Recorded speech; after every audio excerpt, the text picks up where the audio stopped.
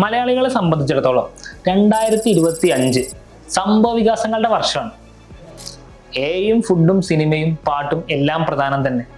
ആടാനും പാടാനും രോമാഞ്ചം കൊള്ളാനും പറ്റിയൊരു വർഷം. 2025 പ്രധാനപ്പെട്ട ട്രെൻഡുകളിലേക്കൊന്ന് നമുക്കൊന്ന് പോയി നോക്കാം. ട്രെൻഡുകൾക്കൊക്കെ മുന്നേ മലയാള സിനിമയെ പറ്റി നമുക്ക് സംസാരിക്കാം.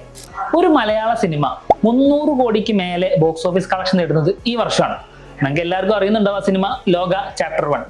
ചെറിയ ബഡ്ജറ്റിൽ കൃത്യമായ ഫിലിം മേക്കിങ്ങിലൂടെയും വ്യക്തമായ സ്റ്റോറി ടെല്ലിങ്ങിലൂടെയും നമുക്ക് നേടുന്നത് ഒരു പാൻ ഇന്ത്യൻ ലെവൽ റീച്ചാണ്.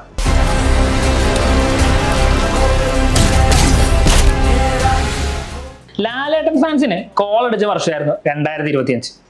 നമ്മൾ ഏവരും ഇഷ്ടപ്പെടുന്ന, നമ്മൾ ഏവരും കാത്തിരുന്ന ഒരു ലാലേട്ടൻ കഥാപാത്രം തുടരെ വന്ന സിനിമയിലൂടെ നമ്മൾ കണ്ടു.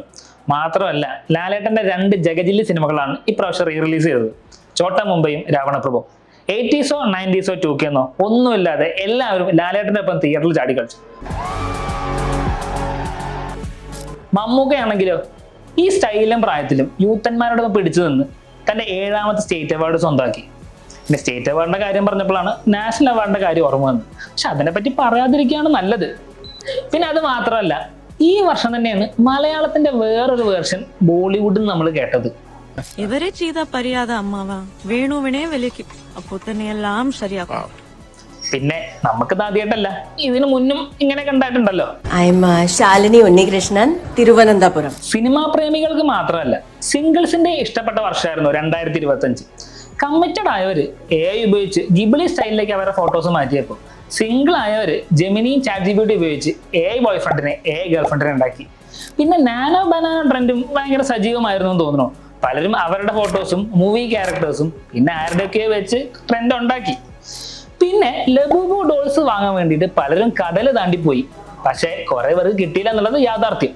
ഭക്ഷണ കാര്യത്തിലും മലയാളീസ് 2025 പുറകോട്ടായിരുന്നില്ല. ഞെട്ടിക്കൽ ബിരിയാണി ഭയങ്കര ഫേമസ് ആയിരുന്നു.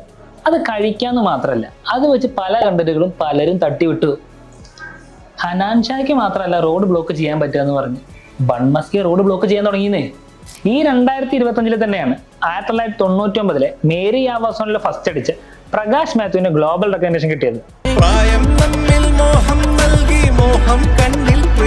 മലയാളികൾ ഇപ്രാവശ്യം ഭക്തിപ്പാട്ടുകളുടെ ഒപ്പമായിരുന്നു എന്ന് തോന്നുന്നു.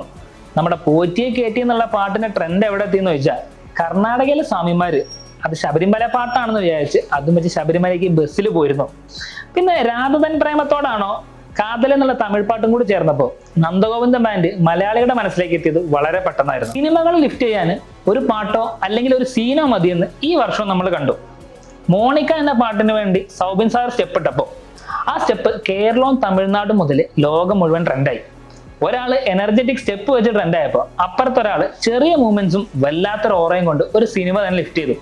നിങ്ങളെല്ലാവരും കണ്ടിട്ടുണ്ടാവും അക്ഷയ് ഖന്ന. മനുഷ്യന്മാര് മാത്രമല്ല, ഹസ്കി വരെ ഒരു പാട്ടിൽ ട്രെൻഡായി. ആ ഡാൻസ് നമ്മുടെ വിജയ് ആന്റണി വരെ കളിച്ചു. 2025 വെറും ഒരു വർഷമായിരുന്നില്ല. ഞാൻ നേരത്തെ പറഞ്ഞ പോലെ സംഭവ വികാസങ്ങളുടെ ഒരു വർഷമായിരുന്നു. ഇനി ഞാൻ ഏതെങ്കിലും ട്രെൻഡ് വിട്ടു പോയിട്ടുണ്ടെങ്കിൽ അത് കമന്റ് ചെയ്യേ ഹെൽത്തി കുട്ടന്മാരെ.